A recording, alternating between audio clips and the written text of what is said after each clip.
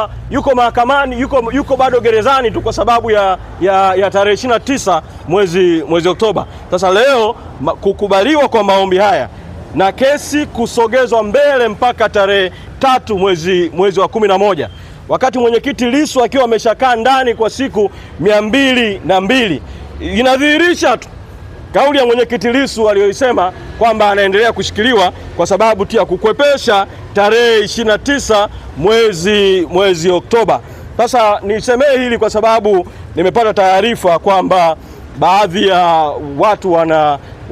kuna mtu anapotosha jamii ya kimataifa, mabalozi na jamii nyingine ya kimataifa, akiwaambia kwamba serikali na ni mtu wa serikali akisema kwamba serikali imemwachia huru mwenyekiti Tundu Lissu. Nataka kusisitiza tu kwa jamii ya kimataifa kwamba mwenyekiti Tundu Lissu hayuko huru bado serikali inamshikilia kwa kesi ambayo haina msingi wowote. Na nitoe mwito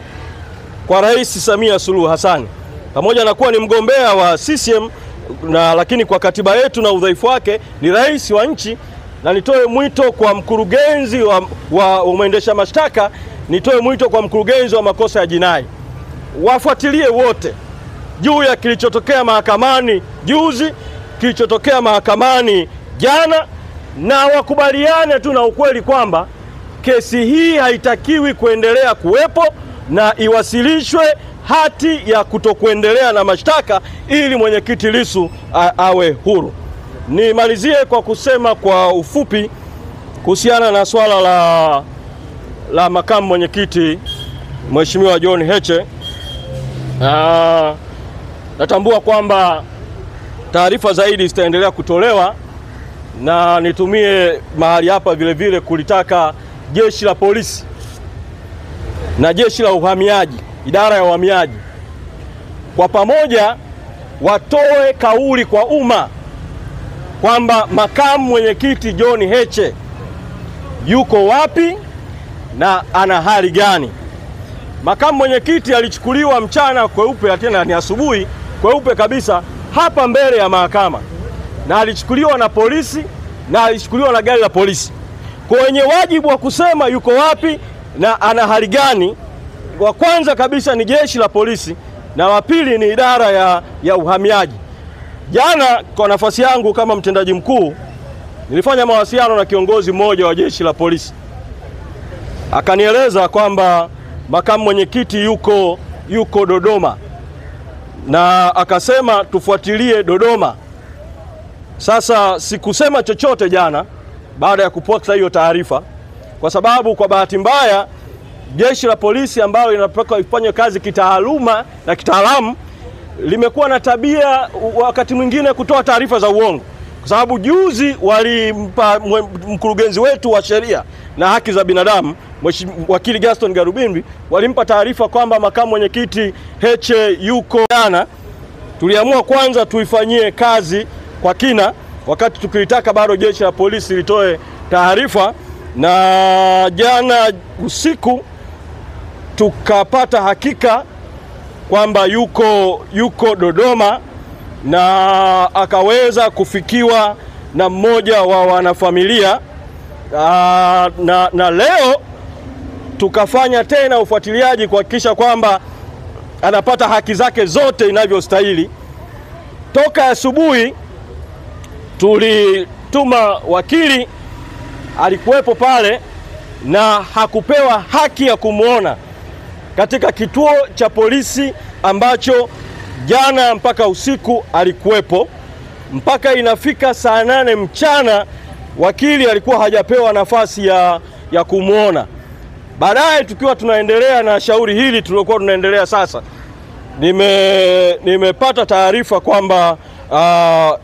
idara ya uhamiaji, na nayasema haya kwa sababu mamlaka zinazotakiwa zitoe taarifa mpaka sasa hazijatoa taarifa, kwamba idara ya uhamiaji afisa wao amefika pale kituo cha polisi kwa kile kinachoitwa kufanya mahojiano na makamu mwenyekiti Mheshimiwa John Heche. Sasa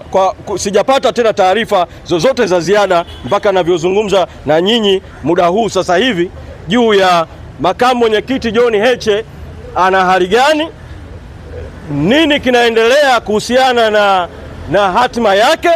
na kwa sababu hakuna taarifa zozote kwa umma mpaka sasa kutoka kwa jeshi la polisi wala idara ya uhamiaji, mwito wangu bado kwa jeshi la polisi na mwito wangu kwa idara ya uhamiaji ni kutoa taarifa kwa umma juu ya alipo makamu mwenyekiti John Heche na hali yake ilivyo, na wamwachie huru kwa sababu hakuna mashtaka yoyote ya msingi dhidi yake. Ninachokiona tu mimi ni jaribio la kutaka kutumia visingizio kuendelea kumshikilia kuelekea tarehe 29 Oktoba na baada ya tarehe 29 Oktoba. Sasa kwa sababu zimeshavuka saa 48, yuko ndani, amechukuliwa na polisi na hakuna hakika yuko kwenye hali gani na nini kinachoendelea. Tulikwishaelekeza mawakili wetu kuweza kuwasilisha maombi Mahakama Kuu habeas corpus dhidi ya jeshi la polisi na dhidi ya jeshi la uhamiaji, idara ya uhamiaji, juu ya haki zake. Kwa hiyo wakati tukiendelea na taratibu nyingine, kama kutatokea chochote cha ziada tutatoa taarifa, lakini kwa sasa nitoe mwito kwa vyombo vya habari na nitoe mwito kwa taasisi za kitaifa na kimataifa kutafuta jeshi la polisi na kutafuta idara ya uhamiaji watoe kauli kuhusiana na hali na alipo John Heche ili zitoke taarifa rasmi kutoka kwao. Na kwa wanachadema wote na kwa wapenda haki kote nchini, endeleeni kupaza sauti na kutumia njia mbalimbali kuendelea kutaka Mheshimiwa John Heche apate uhuru wake. Kwa hiyo niwashukuru sana wanahabari na niwashukuru sana wanachadema na wapenda haki mliokuja kwenye kesi hii, na niwaombe, mimi nitaomba niondoke kwa ajili ya kuendelea kupiga simu kufuatilia kuhusiana na swala la mwenyekiti John Heche na masuala mengine, lakini kwa kuwa kuna shauri limetajwa linaendelea kwenye ukumbi namba 1 la Humphrey Polepole, na waomba mrejee kwa ajili ya kufuatilia shauri hilo, kwa sababu uvunjaji wa haki mahali pamoja ni uvunjaji wa haki mahali kote. Yoyote anayevunjiwa haki bila kujali ni wanachama gani, bila kujali ni wa hali gani, ni jukumu la pamoja kusimama kudai haki, na msimamo wetu uendelee kuwa ule kwamba no reforms no election, no reforms